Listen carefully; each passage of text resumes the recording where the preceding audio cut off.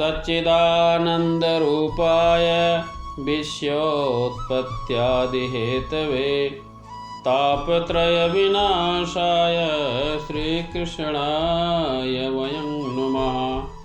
जय श्री कृष्ण।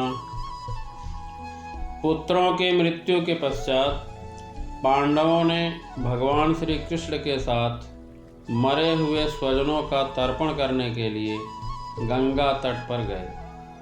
वहाँ उन्होंने मृत स्वजनों को जलदान दिया और उनके गुणों को याद करके बहुत विलाप किया। वहाँ अपने भाइयों के साथ धृतराष्ट्र, युधिष्ठिर, पुत्र शोक से व्याकुल गांधारी, कुंती और द्रौपदी सभी बैठकर मरे हुए स्वजनों के लिए शोक करने लगे।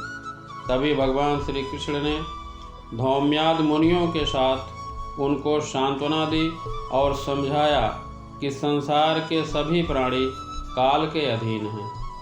मौत से किसी को कोई बचा नहीं सकता। इस प्रकार भगवान श्री कृष्ण ने महाराज युधिष्ठिर को उनको वह राज्य जो धूर्तों ने छल से छीन लिया था वापस दिलाया तथा साथ में युधिष्ठिर के द्वारा 3 अश्वमेध यज्ञ कराए। इसके बाद भगवान श्री कृष्ण ने वहाँ से जाने का विचार किया। तभी सात्यकी और उद्धव के साथ द्वारिका जाने के लिए वे रथ पे सवार हुए।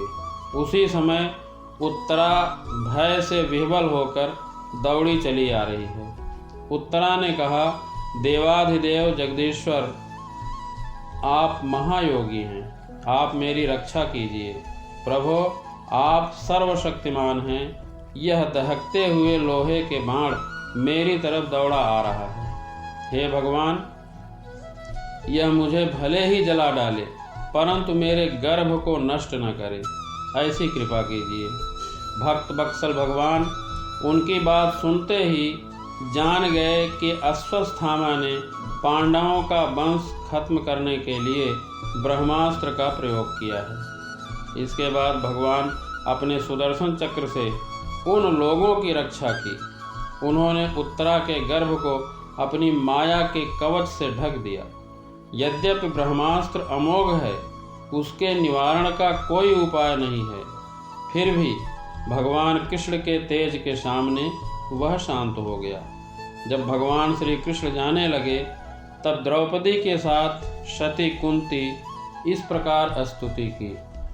यथा ऋषिकेश खलेन देवकी कंसेन रुद्धाति चिरं सुचार्पिता विमोचिताहं च सहात्मजा विभो त्वयैव नाथेन मुहुर्विपङ्गणात् विशान्महाग्ने पुरुषादर्शना दशत्स भाया वनवासकृच्छतः मृधे नेकमहारथाश्रतो द्रौपस्यतश्चास्म हरेभिरक्षिता।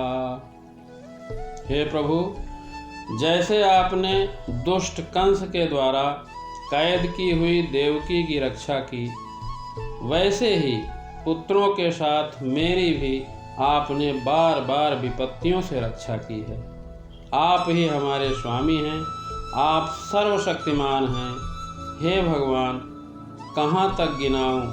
विष से, लाक्षागृह की भयानक आग से, हिडिम्ब आदि राक्षसों से, दुष्टों की दूत सभा से, वनवास की विपत्तियों से और अनेक बार के युद्धों में अनेक महारथियों के शस्त्र से और अभी अभी इस अश्वत्थामा के ब्रह्मास्त्र से भी आपने रक्षा की।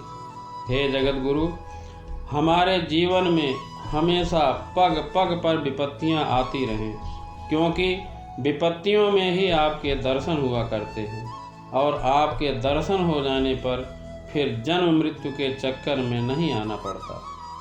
ऊंचे कुलों में जन्म, ऐश्वर्य, विद्या और संपत्ति के कारण जिसका घमंड बढ़ गया है, वह मनुष्य तो आपका नाम भी नहीं ले सकता, क्योंकि आप तो उन लोगों को दर्शन देते हैं जो अकिंचन हैं। आप निर्धनों के परम धन हैं। इसलिए हे प्रभु, क्या अब आप अपने आश्रित और संबंधी हम लोगों को छोड़कर जाना चाहते हैं, जबकि आप जानते हैं कि आपके चरण कमलों के अतिरिक्त हमें और किसी का सहारा नहीं है। पृथ्वी के राजाओं का तो हम यूं ही विरोधी हो गए हैं। यह सब सुनकर भगवान मंद मंद मुस्कुरा रहे थे। श्री भगवान ने कुंती से कहा कि अच्छा ठीक है। फिर रथ से वे हस्तिनापुर लौट आए। फिर वहाँ कुंती और सुभद्रा आदि देवियों से विदा लेकर जब जाने लगे, तब युधिष्ठिर ने बड़े स्नेह से उन्हें रोक लिया।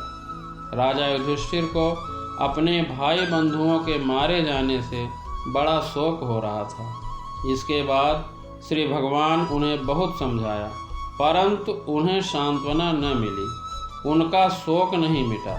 युधिष्ठिर कहने लगे, मैंने बालक, ब्राह्मण संबंधी मित्र, चाचा, ताऊ, भाई, बंधु और गुरुजनों से द्रोह किया है। यद्यपि शास्त्र कहते हैं, राजा यदि प्रजा का पालन करने के लिए धर्म युद्ध में शत्रुओं को मारे तो उसे पाप नहीं लगता, फिर भी इससे मुझे संतोष नहीं होता। स्त्रियों के पति और भाई बंधुओं को मारने से उनका मेरे द्वारा यहाँ जो अपराध हुआ है, उसका मैं यज्ञ यज्ञादि के द्वारा मार्जन करने में समर्थ नहीं हूँ। जय श्री कृष्ण।